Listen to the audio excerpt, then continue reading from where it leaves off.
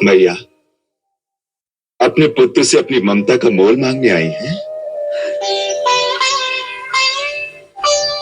माता, यदि आपकी ममता का यही मोल है कि मैं जिसे धर्म मानता हूं उसका त्याग कर दूं, आप जिस रघुकुल की शोभा है उसकी कीर्ति में पिता का वचन भंग करके कलंक लगा दूं, तो कहिए, मुझे आपके चरणों की सौगंध है, मैं इसी समय अयोध्या लौट जाऊंगा।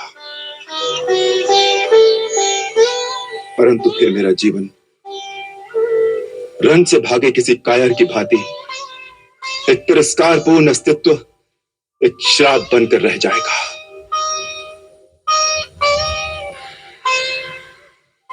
फिर भी यदि आपकी यही आज्ञा हो तो कहिए।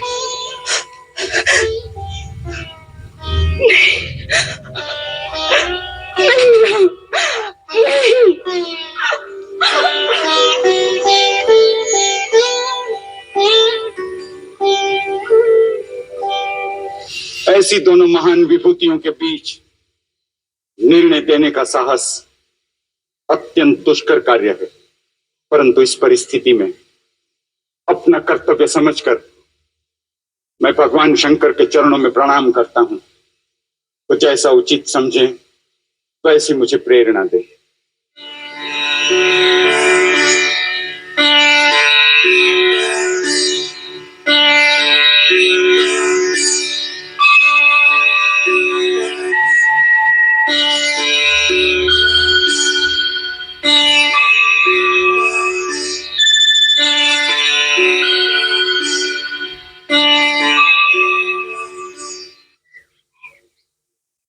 हे राम, अपने धर्म पर तुम्हारी दृढ़ता देखकर इस समय देवता भी तुम्हारी वंदना कर रहे हैं। धर्म ही सबसे बड़ी शक्ति है जिसके सहारे ही धरती स्थित है। शास्त्रों के अनुसार तीनों लोक में धर्म से बड़ा कुछ भी नहीं, जिससे हम सब बंधे हुए हैं। परंतु प्रेम एक ऐसी दिव्य नीति है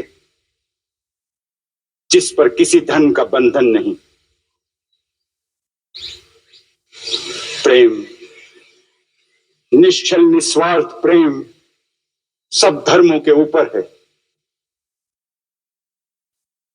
वही प्रेम अपनी पराकाष्ठा में जब अनन्य भक्ति का रूप धारण कर लेता है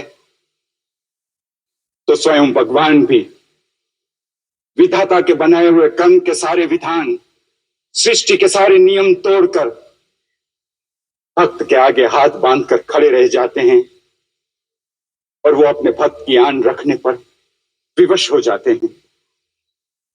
इसलिए इस समय भरत का पल्ला भारी है।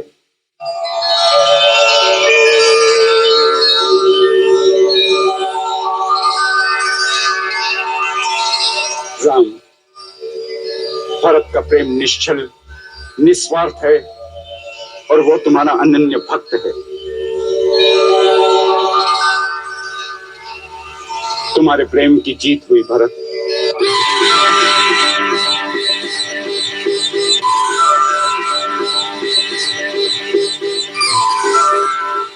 परंतु याद रखना, प्रेम का भी एक विधान है, उसके भी कुछ नियम है। प्रेम की असली शक्ति उसके निस्वार्थ होने में है, और जब प्रेम निस्वार्थ होता है तब वो कुछ नहीं मांगता।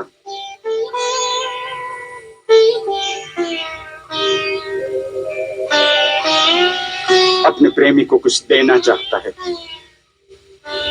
उसका सुख, उसकी प्रसन्नता के लिए वो सब कुछ लुटा देना चाहता है।